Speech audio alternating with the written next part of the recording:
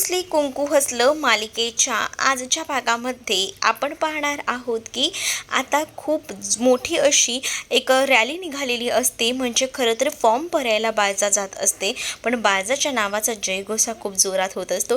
पण ही सगळी जी माणसं असतात ना, जी बायजानं गोळा केलेली असतात, ती नक्कीच पैसे देऊन गोळा केलेली आहेत. कारण अख्खं गाव जे आहे ते बायजाच्या विरोधातच आहे. कारण बायजाने आतापर्यंत गावाचं काहीच चांगला विचार केलेला नाही आहे. सगळं काही गावाकडनं उद्ध्वस्त करून घेतलेलं आहे. गावातली लोक, शेतकरी ही जी आहेत ती बिचारी व्याकुळ झालेली आहेत आणि ती लोक आता कृष्णाकडे या सगळ्याची मदत मागण्यासाठी गेलेली आहेत. कृष्णाला आता सगळीजणं म्हणत असतात की बायजाबाई आता फॉर्म भरायला जात आहेत, पण बायजाबाई जर बिनविरोध जिंकून आल्या तर आमचं काही खरं नाही. आता तर त्या सरपंचपदी अजूनही गेलेल्या नाही आहेत, पण आताच आम्हाला इतकं टेन्शन आलं आहे, पुढे आमचं काय होईल ना आम्हासनी काहीच कळत नाही आहे, असंही आता सांगितलं जातं.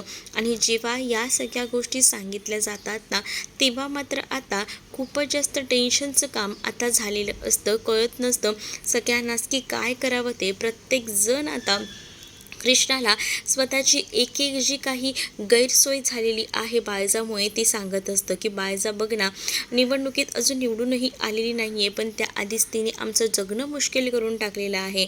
आमचं घर काढून घेतलं आहे, तर कुणी म्हणतं की आमच्याकडनं आमची शेती काढून घेतलेली आहे. आता आम्ही कसं जगायचं, काय जगायचं, हा मेन प्रश्न जो आहे तो गावकऱ्यांचा असतो. आणि गावकरी आता सांगत असतात की आम्हाला असं वाटतं की निदान त्यांच्या विरोधात उभं राहणारं कोणतरी असायला हवं. आणि त्यावेळेला मला तरी असं वाटतं की तुम्ही आम्हाला साथ द्यायला हवी. जर तुम्ही आम्हाला साथ द्याल तरच आमचं हित होऊ शकतं, असं देखील गावकरी आता म्हणत असतात. गावकऱ्यांचा हाच मेन हेतू असतो की कृष्णाला आता सांगायचं की तू उभं राहा निवडणुकीसाठी. आणि म्हणूनच तर आता कृष्णाला ते निवडणुकीसाठी उभं राहायला म्हणून का होईना फोर्स करत असतात. आता कृष्णा सगळ्यांचे एक एक करून बोलणं ऐकून घेत असते. कारण प्रत्येक जणांच्या व्यथा ह्या वेगवेगळ्या असतात. प्रत्येक जण अगदी कळकळीने कृष्णाकडे विनंती करत असतं. म्हणजेच ते कृष्णाला सांगत असतात की बायजा जर पुन्हा निवडून आली तर आमचं काय होईल. आम्हाला खरंच ना कधी कधी कोणत्या कोणत्या गोष्टी ना कळत नाहीत, पण जर तू आमच्या जोडीनं असशील, आमची साथ देशील, तर आम्ही नक्कीच काहीतरी करू शकतो. आता अक्षरशः एक जी आजी असते ना, तीसुद्धा सांगत असते की मी कुठे जायचं गं माझ्यासारख्या म्हातारीनं. आता पावसाचे दिस आहे, त्याचसोबत उन्हाळा आहे, मग आमची शेती करायची आम्ही की दारोदारी फिरत बसायचं. खरंच ना आम्हासनी कळत नाही आहे, असं देखील आता ते लोक म्हणत असतात. आणि त्याच वेळेला कृष्णाकडे कळकळीची विनंती करत असतात. आता दुष्यंतसुद्धा कृष्णाकडे बघत असतो आणि गावकऱ्यांचा विचार कर एकदा. गावकरी खरंच खूप जास्त टेन्शनमध्ये आहेत, आपणच त्यांना साथ द्यायला हवी, असं देखील आता दुष्यंतचं म्हणणं असतं. इथे गावकऱ्यांचं एक एक बोलणं जे आहे ते कृष्ण ऐकून घेते. तिलासुद्धा या सगळ्या गोष्टी कळत असतात. आणि त्याच वेळेला आता कृष्ण म्हणत असते की तुमच्या या सगळ्या होणाऱ्या गैरसोयींबद्दल मला कळते, तुम्हाला होणाऱ्या त्रासांबद्दल आपण यावर काहीतरी नक्कीच मार्ग काढूया. आणि तसंही कृष्णाचं म्हणणं असं असतं, कारण गावकरी जे आहेत ते कृष्णाला आता निवडणुकीला उभं राहायला सांगत असतात सरपंचपदी. पण कृष्ण या सगळ्याला विरोध करत असते. का तर कृष्णाला वाटत असतं की आपण गावचा डोलारा जो आहे तो नीट सांभाळू शकणार नाही आहे. कारण गावचं हित म्हटल्यावर त्याकडे विशेष लक्ष द्यायला हवं आणि आपल्याच्याने ते काही होणार नाही असा विचारच ना आता मात्र सुरू असतो. आणि म्हणूनच आधी तिचं शिक्षणही झालेलं नाही आहे, तिला नीट वाचताही येत नसतं आणि त्यामुळे तिच्या मनामध्ये हा सगळा गोंधळ उडालेला असतो. दुसरीकडे मात्र आता बाळाच्या फोटोकडे उभं राहून आढळराव बोलत असतात. आणि आता आढळराव बाळाच्या फोटोकडे बघूनच म्हणत असतात की आधी असं वाटत होतं की तुझंच सगळं राज्य आहे, पण आता ना मला खरंच खूप बरं वाटतंय. कारण का माझ्या कृष्णेमुळे हे शक्य झालेलं आहे. कृष्णा हिला आता ते मुलगी मानतच असतात. त्यातच आता कृष्णाने जे काही कार्य केलेलं असतं, तिने आधीच ठरवलेलं असतं की काही झालं ना तरीसुद्धा या बाळाला टिकू द्यायचं नाही, या बाळाचा पराभूत करायचा. आणि अगदीच ना ती तसाच पराभव करत असते. आणि जेव्हा ती इतका मोठा पराभव करत असते ना, तेव्हा मात्र आता या सगळ्या गोष्टी आढळराव काळजाच्या फोटोकडे उभं राहून बोलत असतात आणि हे सगळं काही वक्तव्य सांगत असतात. आणि जेव्हा या सगळ्या काही गोष्टी ते फोटोसमोर उभं राहून बोलतात ना, तेव्हा मात्र आता इकडे बायजाबाईंना ते म्हणत असतात की तुला असं वाटलं होतं की या सगळ्यामध्ये तुझीच जीत होईल, पण तसं नाही. कृष्णानं लय मोठं धाडस केले आणि अख्ख्या गावकऱ्यांना सुद्धा आपल्या बाजूने वळवले. मला वाटत नाही या वर्षीची निवडणूक तू जिंकशील, असं देखील आता इथे आढळराव जे आहेत ते बोलत असतात. आणि जेव्हा आढळराव या सगळ्याबद्दल बोलतात ना, तेव्हा मात्र आता मी सांगत असतात बाळजाच्या फोटोकडे उभं राहून की आता बऱ्याच गोष्टी ज्या आहेत ना, त्या खरं तर एकदम व्यवस्थित होत आहेत. आणि मी तर या सगळ्याची हेही केली होती की चला आता सगळ्या काही गोष्टी व्यवस्थित होत आहेत, तर ते एका अर्थी बरं आहे. कारण त्या कृष्णानं माझी आणि अनुसयाची भेटही घडवून दिली, जी इतकी वर्ष घडायची होती. आणि आता माझ्या आयुष्यात सगळं काही चांगलं झालं ते फक्त आणि फक्त कृष्णामुळे, असंही आता म्हटलं जात असतं. तर दुसरीकडे मात्र आता कृष्णा गावकऱ्यांना सगळ्यांना सांगत असते, तुम्ही जे जे काही म्हणताय त्या सगळ्या गोष्टी मला कळत आहेत, पण मला असं म्हणायचं आहे की मी ह्या सगळ्यामध्ये सॉरी, पण मी उभं राहू शकत नाही आहे. मग आता कृष्णाला गावकरी म्हणतात की तू असं का म्हणतेस, तू आम्हाला प्रत्येक वेळेला मदत करत असतेस, मग आता का नाही आमच्या पाठीशी उभं राहतेस, असं करू नकोस, असं देखील सांगितलं जातं.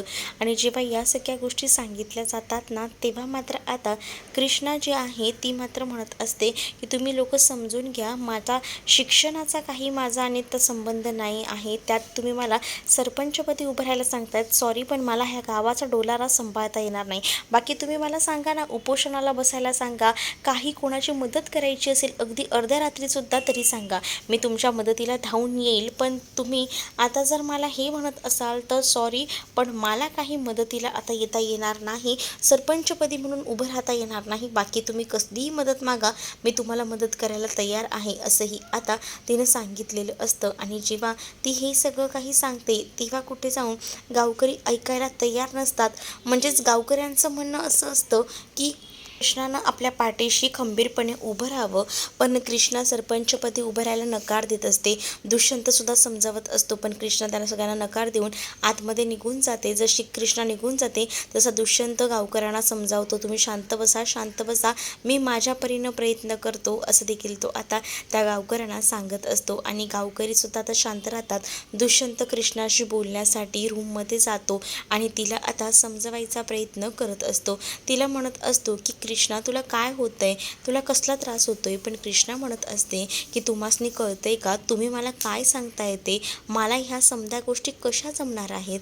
तुम्हीही विचार करा ना की गावाच्या हिताचा विचार माझ्याही मनामध्ये आहे, पण मी निवडणुकीला कशी उभी राहू शकते, मला तर काहीच येत नाही, मी शिकलेली सुद्धा नाही आहे, असंही आता ती म्हणत असते.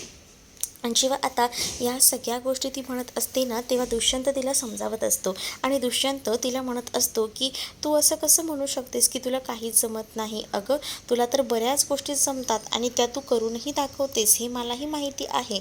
मग तुला माहिती आहे ना, आपलं जेव्हा लग्न झालं होतं तेव्हा खरं तर तुला काही गोष्टी समजत नव्हत्या, तुला काही जेवणही बनवता येत नव्हतं, साधं चहाही करता येत नव्हता, तरीसुद्धा तू किती चांगला चहा वगैरे बनवलास आणि तरीसुद्धा तू मला हे सगळं म्हणतेस असं का. अगं चहाच काय, आता तू स्वयंपाकही एकदम व्यवस्थित करतेस, मग तुला काय प्रॉब्लेम आहे या सगळ्या गोष्टी व्यवस्थित मॅनेज करायला, असंही आता म्हटलं जातं. मग ज्या वेळेला या सगळ्या गोष्टी बोलल्या जातात ना, तेव्हा मात्र आता दुष्यंत कृष्णाकडे पाहत राहतो. तर कृष्णाही म्हणत असते की त्या सगळ्या गोष्टी मी जमवल्या, पण मला असं वाटतं की प्रत्येक वेळेला सगळ्याच गोष्टी मी जमवेन असं नाही ना, काहीतरी काही ना काही इश्यू येत असतो. बघा आता माझ्याकडे मी शिकलेलीही नाही आहे, मला काही गोष्टीही माहिती नाही आहेत, मग मी हे कसं करू शकते. मग दुष्यंत म्हणत असतो की आता बाहेर जेव्हा मी लाकूड फोडत होतो तेव्हा तू मला काय म्हणाली होतीस की हे तुम्हाला जमणार नाही, पण तेव्हा तू जेव्हा मला साथ दिलीस तेव्हा मी हे सगळं काही करूच शकलो ना, बघितलंस ना तेव्हा मला कसं जमलं, म्हणून मग मी तुला आताही सांगतोय. तर मग तुला जेव्हा जमत नसेल तेव्हा मी तुला साथ देईन ना, तू का विचार करतेस या सगळ्या गोष्टीचा, असं देखील आता दुष्यंत कृष्णाला म्हणत असतो आणि त्याचं म्हणणं इतकंच असतं की तू आता मागे हटू नकोस, गावकऱ्यांसाठी का होईना पण तू उभी राहा, असंच त्याचं म्हणणं असतं. आणि म्हणूनच आता तो तिला समजावतो आणि तिला ह्या सगळ्यामध्ये एक्सपर्ट व्हायला सांगतो आणि तो सांगतो की तू याच्यामध्ये काही झालं तरी उभं राहायचंच आहे, असंही तो तिला एकदम धाडस देऊन बोलत असतो. आणि जेव्हा तो एवढं सगळं काही बोलतो ना तेव्हा कृष्णा विचार करत असते. मग दुष्यंत कृष्णाला तिच्या लहानपणीच्या गोष्टींची सुद्धा आठवण करून देत असतो. म्हणजेच तो तिला म्हणतो की तुलाही माहिती आहे ना, आभाळा म्हणजे बाप आहे आणि धरती म्हणजे माय आहे, मग या सगळ्या गोष्टी विसरू कशा शकतेस तू. मग कृष्णा आता विचार करत असते. तर दुसरीकडे मात्र आता पाहायला मिळतं बायजा ही आता निघालेली असते फॉर्म भरायला. आणि फॉर्म भरायला जात असताना इथे मात्र आता बऱ्याच गोष्टी ज्या आहेत त्या बडबड सुरू असतात. सगळ्यांचा जयघोष सुरू असतो. म्हणजे सगळ्यांचं असं म्हणणं असतं की एकतर बायजा जिंकून यायला हवी, काहीच गावकऱ्यांचं म्हणणं असतं. कारण काही गावकऱ्यांना बायजा जी आहे ती पैसे पुरवत होती, पैसे पुरवून बायजानं ही माणसं अक्षरशः विकत आणलेली होती. इकडे आता कृष्णा मानायला तयार नसते. मात्र दुष्यंतने कृष्णाला ज्या पद्धतीने समजावलेलं असतं ना, त्यामुळे अखेरीस कृष्णाला या सगळ्या गोष्टी मानाव्याच लागणार असतात. कारण कृष्णाला सांगितलेलं जसं की असतं की बघ, जर तू या गावकऱ्यांच्या पाठीशी उभी नाही राहिलीस तर काय होईल, तू तुझे दिवस आठव. आणि त्याच वेळेला आता कृष्ण तिचे घालवलेले दिवस आठवते. आणि तेव्हाच आता कृष्णाच्या लक्षात येतं की खरंच जे काही बोललं जात आहे ते ह्यांचं अगदीच बरोबर आहे. म्हणजे तिला आता तिचे लहानपणीचे दिवस आठवतात, तिच्या बाचा दिवस आठवतो की कशा पद्धतीने या सगळ्या काही गोष्टी ज्या आहेत त्या त्यांच्या आयुष्यात घडत होत्या. आणि तेव्हा ती कशी सावरत होती. तिच्या बालासुद्धा या सगळ्याचं टेन्शन होतं, पण त्यातूनही ती कसाबसा मार्ग काढत होती. आणि या सगळ्या गोष्टी जेव्हा आठवतात ना तेव्हा मात्र आता कृष्णा या सगळ्याचा बारकाईनं विचार करत असते. दुष्यंत कृष्णाला अगदी पोटतिडकीने समजावत असतो आणि म्हणत असतो की कृष्णा, मी तुला सांगतोय ना, ऐकून घे, माझं समजून घे, मला काय म्हणायचं आहे ते. कारण बऱ्याच ज्या गोष्टी आहेत ना त्या तुला समजत नाही आहेत, पण ह्या समजण्यासुद्धा गरजेचं आहे, असंही आता बोललं जात असतं. मग कृष्णा म्हणत असते की तुम्हाला असं वाटतं का मला हे जमेल. दुष्यंत म्हणत असतो की का नाही जमणार, जर मी तुझ्यासोबत असेल तर तू काही गोष्टी शक्य करू शकतेस ना. म्हणजे बघ, मगाशी मला जेव्हा काही जमत नव्हतं तेव्हा तू मला मदत केलीस, आणि जेव्हा तू मला मदत केलीस तेव्हा मला कळलेलं आहे की ह्या गोष्टी काही हे नाही आहेत, आपण करू शकतो. आणि म्हणूनच तर मला असं वाटतं की या सगळ्यामध्ये तू मला मदत करावीस, आणि तू जर मला मदत केलीस तर या सगळ्या गोष्टी माझ्याच्याने खरंच पॉसिबल आहेत, असंही आत्ता म्हटलं जातं. आणि जेव्हा या सगळ्या गोष्टी जेव्हा बोलल्या जातात ना तेव्हा मात्र आता कृष्णा जी आहे ती आता विचार करत असते. आणि कृष्णालाही दुष्यंतचं बोलणं आता पटत असतं. कृष्णा जेव्हा दुष्यंतचं बोलणं ऐकते तेव्हा तिला आता बऱ्याच गोष्टी कळत असतात की दुष्यंत खरंच आपल्याला जे काही बोलतो आहे त्याचा आपण विचार करायला हवा, असाही आता तिच्या डोक्यामध्ये विचार सुरू असतो. आणि त्यामुळेच आता दुष्यंत म्हणत असतो की मला जेव्हा आधाराची गरज होती तेव्हा तू मला तो आधार दिलास, आणि आता तू असं वाटतं की या सगळ्यामध्ये तू सुद्धा विचार कर एकदा या सगळ्या गोष्टी. कारण तू ज्या काही गोष्टी करतेस त्यामुळे कुठेतरी गावकरी जे आहेत ते सुखावणार आहेत, पण तू जर या सगळ्या गोष्टी जर विचार करणार नसशील तर बघ मग, असंही आता दुष्यंत म्हणत असतो. दुष्यंतला असं वाटतं की कृष्णानं गावकऱ्यांसाठी सुद्धा हा विचार करायला हवा, आणि म्हणूनच तो आता विचार करत असतो. आणि त्याच वेळेला दुष्यंत कृष्णाला हेही म्हणतो की बघ, आता एक गोष्ट लक्षात ठेव, जर पुन्हा बाळजाबाई निवडून आल्या तर तुलाही माहिती आहे की गावकऱ्यांचे हाल किती होणार आहेत ते. मग तुला गावकऱ्यांचे हाल द्यायचे आहेत करू की काय, मग ते तुझं तू ठरव. मग तेव्हाही गावकरी तुझ्याकडेच मदत मागायला येणार आहे, पण तेव्हा जर तुझ्याकडे पद असेल तर तू काही करू शकतेस, तुला कोणीही अडवूसुद्धा शकणार नाही, अगदी बाळजाबाईसुद्धा, असं देखील आता कृष्णाला दुष्यंत सांगू लागतो. आणि जेव्हा दुष्यंत कृष्णाला या सगळ्या गोष्टी सांगतो ना तेव्हा कुठे जाऊन आता दुष्यंतच्या बोलण्याचा विचार ना आता कृष्णा करत असते. कृष्णाला आता तिचे बालपणीचे सगळे दिवसही आठवत असतात आणि तिच्यासोबत नेमकं काय काय घडलं आहे, काय काय गोष्टी झाल्या होत्या, या सगळ्या गोष्टी तिला आता आठवू लागतात. आणि त्यामुळेच ना आता ती या सगळ्या गोष्टींचा विचार करत असते.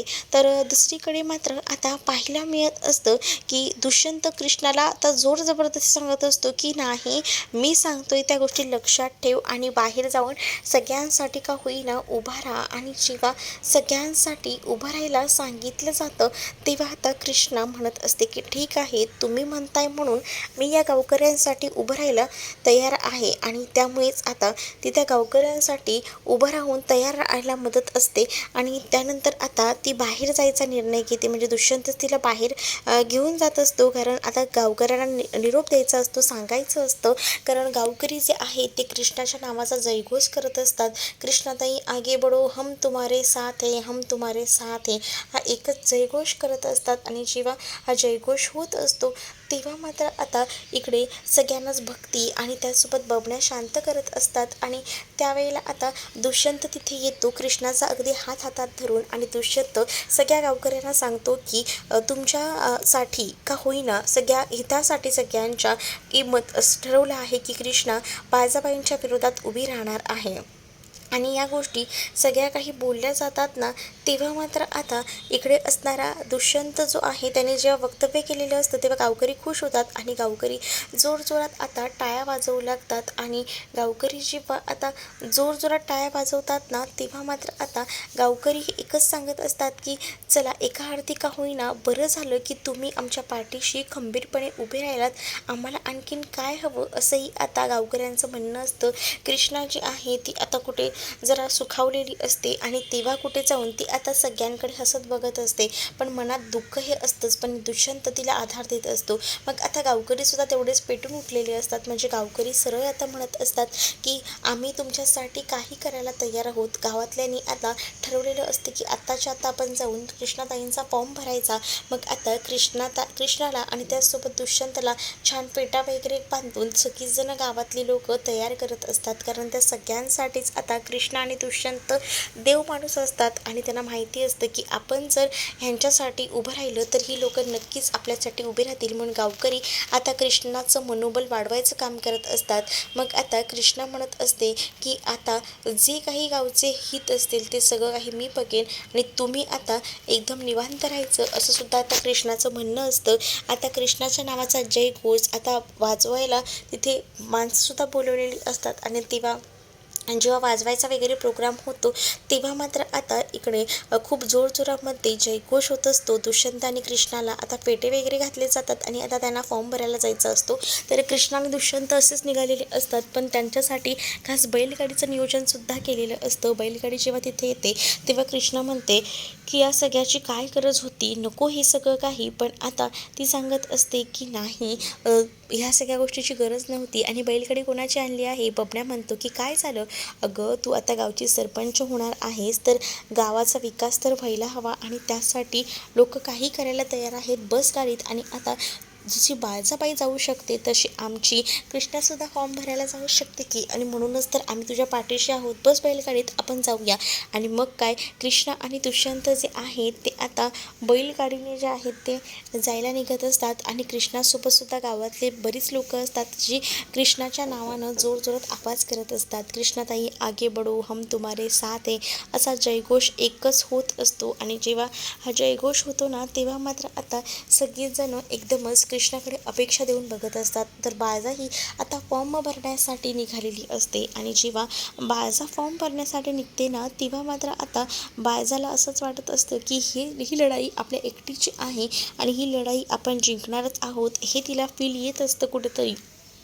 आणि म्हणूनच ती आता खूपच जास्त खुश असते. दुसरीकडे मात्र आता पाहायला मिळत असतं की दुष्यंत आणि कृष्णा ही सुद्धा निघालेली असतात आणि त्यांच्या मागून आता इकडे मात्र गावातले लोक त्यांचा पाठिंबा त्याला द्यायला येत असतात. तर पुढील भागातमध्ये पाहायला मिळतं जेव्हा बाळजा फॉर्म भरत असते तेव्हा तिला सांगितलं जातं की तुमच्या विरोधात तर उभं राहायला यावर्षी कोणीच नाही. मग आता उभं राहायला माझ्या विरोधात कोणीच नाही म्हणजे बिनविरोध मी जिंकून येणार, असंच बाळजाचा अट्टहास असतो. पण बाळजाचा आता आपला प्लॅन फ्लॉप होतो, कारण बाळजाच्या विरोधात उभं राहायला सरपंचपदी जी आहे ती कृष्णा आलेली असते. आणि कृष्णा आता बाळजाला येऊन आता ऑल द बेस्टच बोलते की आता तुमच्यासाठी या गोष्टी जरा कठीण होऊन बसलेल्या आहेत, म्हणजे मी तुमच्या विरोधात उभी आहे, तुमची सूनबाई लक्षात असू द्या, तुमचे आशीर्वाद असू द्या, असंही आता कृष्णा जी आहे ती बाळजाला म्हणत असते. त्यामुळे बाळजाला खूप जास्त राग येतो. तर तुम्हाला हा भाग कसा वाटलाय कमेंटमध्ये मला नक्कीच सांगा. आणि अशाच नवनवीन भागांसाठी आपल्या चॅनलला सुद्धा सबस्क्राईब करायला विसरू नका. चला तर मग भेटूया पुढच्या भागामध्ये. तोपर्यंत टाटा बाय. व्हिडिओ आवडला असेल तर व्हिडिओला लाईक करा.